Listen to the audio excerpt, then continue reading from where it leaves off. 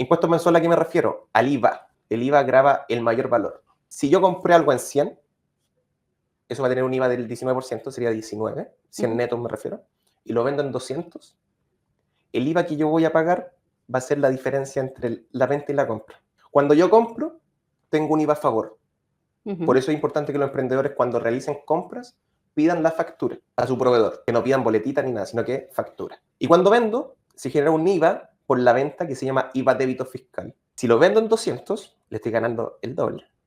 Se me va a generar un IVA a pagar de 38, pero tengo un IVA a pagar de 38 por la venta y tengo un IVA a favor por la compra de 19. Entonces, ¿cuánto debería pagar? La diferencia, 19. El IVA que yo pago es el IVA producto de la utilidad que yo le estoy ganando a ese producto. Perfecto. Al tener yo ya identificado cuáles son mis costos fijos, cuáles son mis costos variables, el siguiente paso que yo debería decir es definir un plan de ventas o una estrategia corporativa que se llama planificación estratégica, y eso bajarlo y decir, mira, quiero ser el líder en el mercado, cualquier mercado. Yo lo tengo que bajar y como ya tengo la estructura de mis costos fijos, de mis costos variables, ¿cuál es el paso siguiente? Empezar a hacer presupuestos. Perfecto. Y empezar a planificar. Bajo el presupuesto, veo cuánto tengo que vender y qué voy a potenciar vender.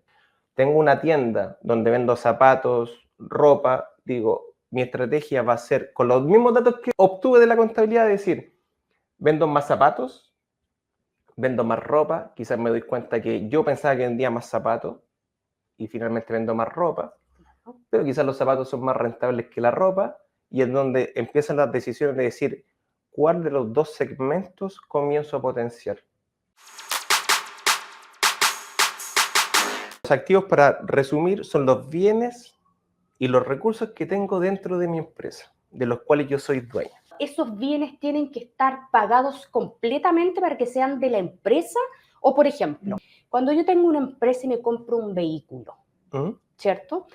Pasa a nombre de la empresa, el IVA para la empresa, pero eso pasa a ser un activo para la empresa si todavía no lo pago. Pasa a ser un activo para la empresa. Lo que nace ahí es que en una transacción la contabilidad registra hechos económicos. Entonces, si yo adquiero un activo, tengo dos posibles fuentes de financiamiento.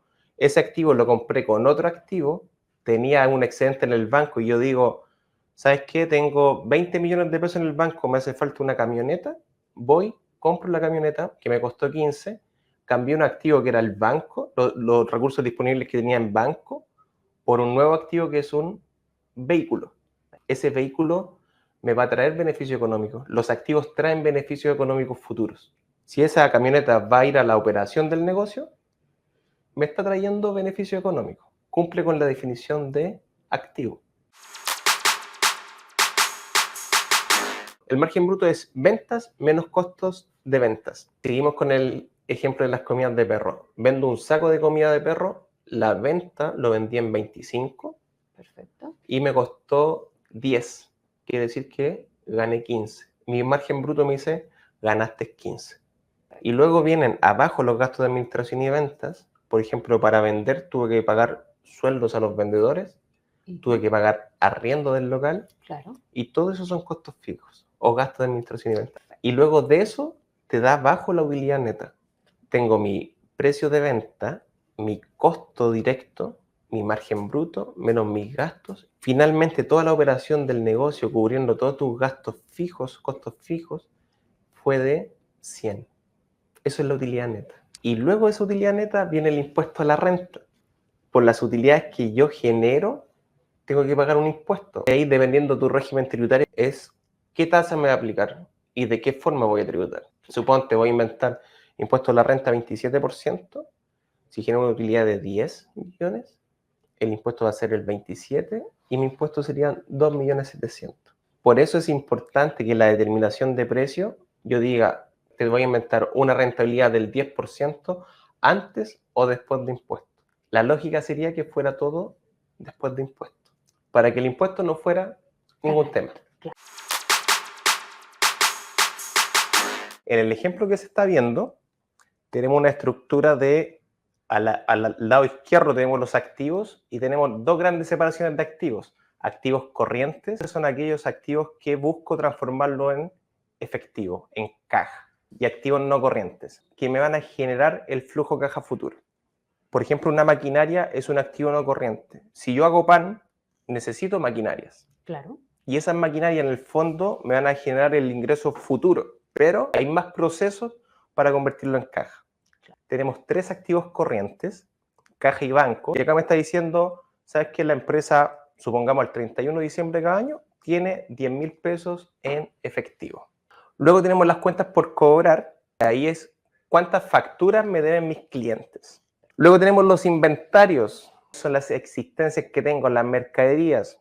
Vendo ropa, en esos 7.000 tendría que desglosar cuánto tengo de pantalones, cuánto tengo de poleras. Voy a llegar a la conclusión de que tengo muchos pantalones, quizás puedo lanzar una oferta para liquidar esos pantalones y convertirlo en qué cosa, en una cuenta por cobrar. Luego esa cuenta por cobrar la voy a cobrar, ¿y en qué la voy a convertir? En caja.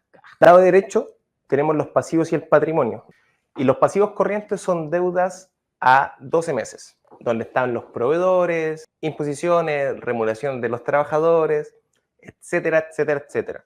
Lo importante siempre es que tus activos corrientes sean mayores a los pasivos corrientes. Tenemos activos corrientes por 22.000 y tengo pasivos corrientes por 7. La plata que tengo en el banco, que eran 10.000, me alcanzan para pagar todas mis deudas, que son 7 en el ejemplo. Luego continuamos con los pasivos no corrientes, que son los pasivos que tienen una fecha de pago superior a 12 meses. Si tengo un crédito bancario a 60 cuotas, las primeras 12 cuotas van en el pasivo corriente, las siguientes 48 van en el pasivo no corriente.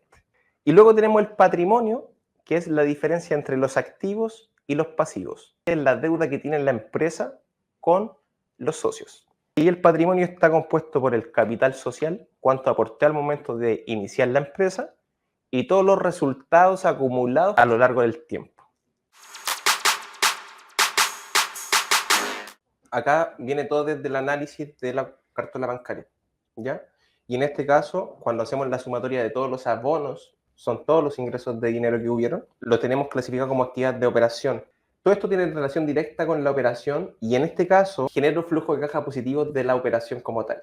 Esos 10.000 inicialmente van a ir a cubrir la operación del mes siguiente, o podría decir, oye, ¿sabes qué? Tengo un excedente de caja, lo invierto en fondos mutuos. Entonces, esa salida de fondos mutuos serían actividades de inversión. O voy y compro una camioneta. Esos 15.000 luego van a generar la venta que se transforma en flujo de operación. Cuando ya compramos la camioneta y luego hacemos la venta de la comida de mascota, la venta ya como tal es parte de la operación. Lo que te da un flujo de caja de inversión de 10.000. Si lo dejamos hasta ahí, yo podría decir los 10.000 positivos que generen la operación, fui y lo invertí en la compra de una nueva camioneta. Evaluaste que la nueva camioneta te iba a costar 15 y la que tenía la podría vender en 5. Entonces, hiciste una estrategia de decir, este excedente de caja positivo lo invierto para aumentar mi venta y quedo cubierto, quedo en cero, quedo en equilibrio, apostando a aumentar la venta en los periodos siguientes. Acá en el ejemplo tenemos actividad de financiación, donde recibimos un préstamo de 20.000, tengo un pago de deuda, también bancarias, tarjetas de crédito, líneas de crédito, y pagamos dividendos a nuestros accionistas, por lo cual generaste un flujo de caja positivo de 13. Y el saldo final bancario va a ser de 13, se componen gracias a la fuente de financiamiento, porque la operación fue capaz de cubrir la inversión, pero no así pagar las obligaciones bancarias. Y acá tenemos el estado de resultados, cuánto vendí, cuánto gasté, la utilidad neta, y esa última línea muestra si gané o perdí plata. En la parte del centro está el balance general, el resultado del ejercicio, que aquí está la clave de donde se combina con el estado de resultado de 30, esos 30 del 2023, si lo vemos, son los 30 del resultado del ejercicio que se ve en el estado de resultados. Si vemos aquí la correlación del balance general con el flujo de caja, tenemos 2023 en la línea del efectivo 20, 30 en el año anterior. Entonces tuvimos una variación de 10 millones de salidas. Si son negativos, es porque las salidas de dinero fueron mayores que los ingresos. Entonces, lo que hace el flujo de caja es explicarte en qué se fueron esos días.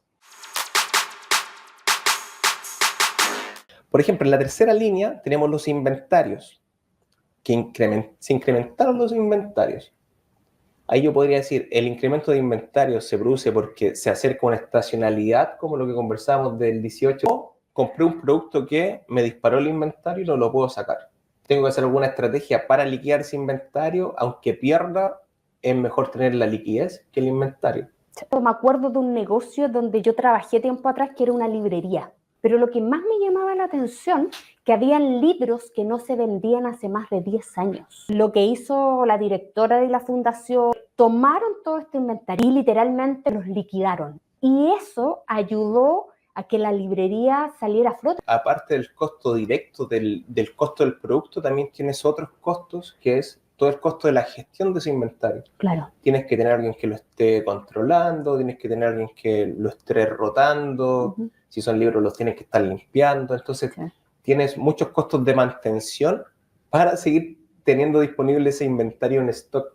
Entonces quizás es mejor decir, lo vendo al 20%, lo liquido, me salgo y recupero algo y asumo, no sé, perder el 80%, pero ya no lo voy a vender. ¿Cómo podríamos calcular estos KPI con los datos del estado de resultados? Hay que tener claro algunos conceptos que son la utilidad bruta, la utilidad neta y la utilidad operativa. Con esos tres conceptos voy a poder construir estos KPI. Solamente va a ser tomar la fórmula y extraer los datos del estado de resultados, y es donde yo puedo empezar a comparar, por ejemplo, qué pasó con la utilidad bruta del año 2022 con el 2023. ¿Por qué quizá el año 2023 era el 30% y el año anterior era el 40%? Ah, ¿sabes qué? Quizá hubo un aumento porque importo, hubo un aumento en el dólar y ese aumento en el dólar me encareció el costo de mis productos y hizo que bajara el margen porque no tuve la capacidad de poder subir los precios porque el mercado no podía subir los precios y si subía más los precios no era competitivo. El capital de trabajo deriva en una cosa, es el capital que yo puedo obtener de lo activo en correlación a los pasivos. Tengo una pyme, y esto muchas empresas utilizan esta herramienta. Muchas empresas dicen, yo a ti, tú eres mi proveedor, te voy a pagar a 30 días, pero tú, lo que tú compraste, si lo compraste a un proveedor a 60 días, entonces, ¿qué está pasando? Que yo estoy usando tu capital de trabajo en esos 30 días y tu proveedor está ocupando el capital de trabajo tuyo 60 días. ¿Qué significa? ¿Quién es el que pierde? Básicamente tú, porque la persona de allá usa el capital de trabajo tuyo y yo uso el capital de trabajo tuyo. Entonces, una cosa muy importante para los emprendedores es que si van a comprar a crédito, que las condiciones del crédito ya sean similares al cliente, ¿ya? O sean mejores. Porque básicamente, si tú compras a 30, pero yo te pago a 60, va a significar que tu capital de trabajo lo va a aportar para mí y yo voy a ganar.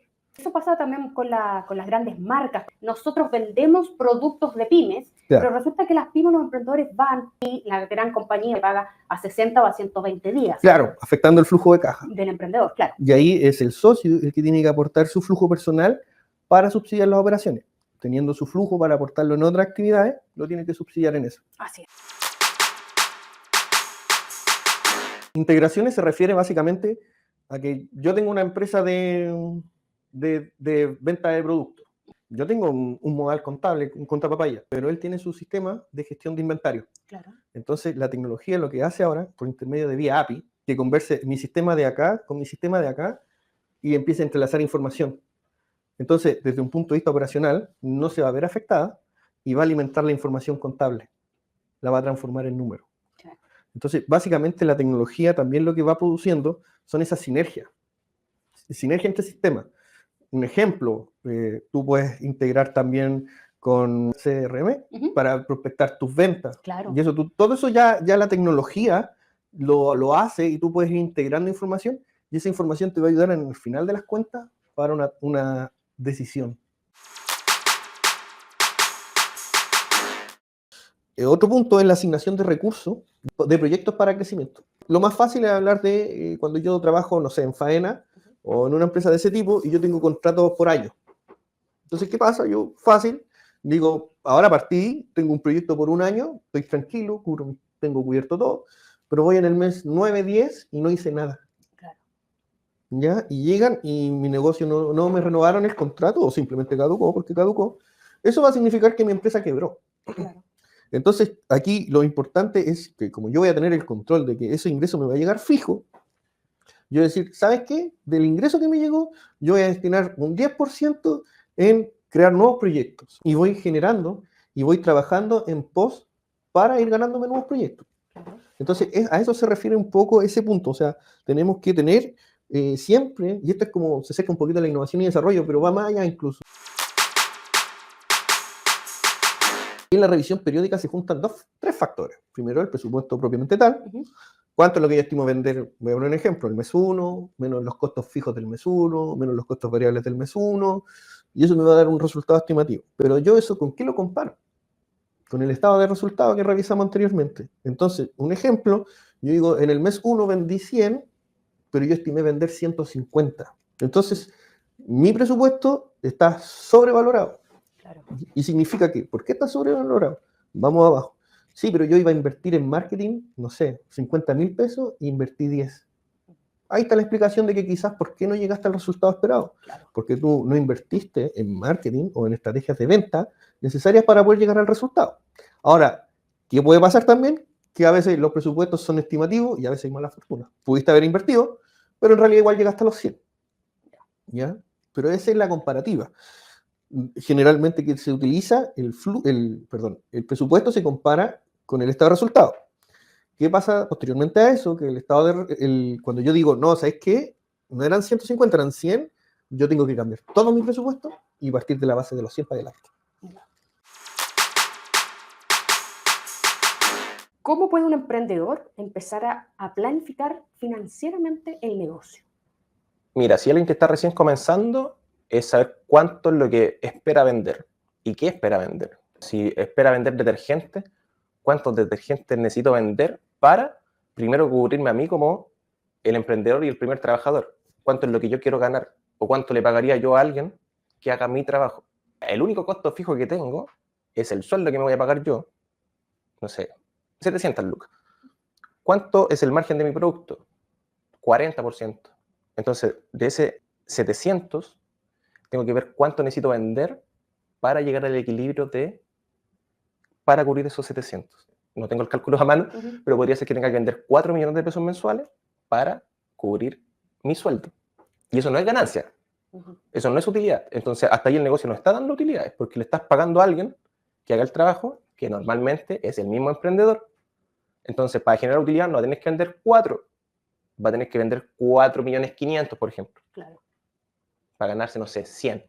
Entonces, yo trataría primero al emprendedor como un costo fijo. Lo que él quiera ganar, lo trataría como un costo fijo.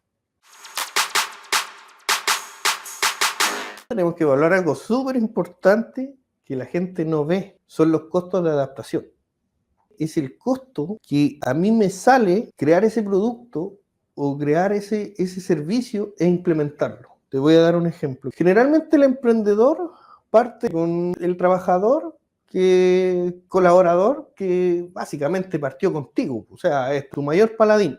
Pero como no partieron desde una estructura administrativa. El problema es que cuando las empresas crecen, por obligación, incluso por naturaleza, se tienen que empezar a estandarizar o establecer procesos y procedimientos. Entonces, ¿qué va a pasar? Que esa persona, él dice, no, pues yo no trabajaba de esta forma, yo trabajaba así. Entonces, ¿qué va a empezar a pasar? La persona te va a empezar a decir, no, es que antes era otra cosa.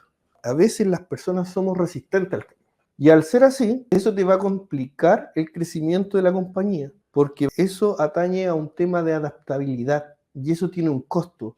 Quizás lo que yo puedo medir que puedo crecer en 3 meses, se va a extender a 6 meses por el costo de adaptación. Impuesto de primera categoría es el impuesto a la renta, que afecta las utilidades que generó la empresa. Vendí 100, tuve un costo de 50, ¿cuánto fue mi utilidad? 50. Sobre esos 50 debería aplicar una tasa de impuesto que va a depender del régimen tributario que yo elija. Hay 3 grandes regímenes semi-integrados, que son para empresas que venden arriba de 100.000 UF, que la tasa es un 27%. Está el régimen ProPyme general, que por norma transitoria para este año es un 12,5% la tasa, y la particularidad de este régimen es que la empresa paga un 12,5% y sus socios van a pagar impuesto global complementario, que es el impuesto que afecta a las personas naturales, dependiendo si es que retiró utilidades o no. ¿A qué me refiero con eso? Generó una utilidad de 50, por lo cual debería tener 50 millones en mi caja, y el socio va y dice, ¿sabes qué? Quiero 30 millones. Entonces el socio va a pagar sus impuestos por solo los 30 millones de pesos que retiró. En cambio, el régimen ProPyme transparente va a tributar bajo una atribución. La empresa ganó 50, entonces este régimen dice, ¿sabes qué, socio? La empresa generó 50, no va a haber 0% de impuesto a la renta, el impuesto a la renta el que afecta a la empresa, 0, pero te lo voy a atribuir a ti inmediatamente, independiente si lo retiraste o no.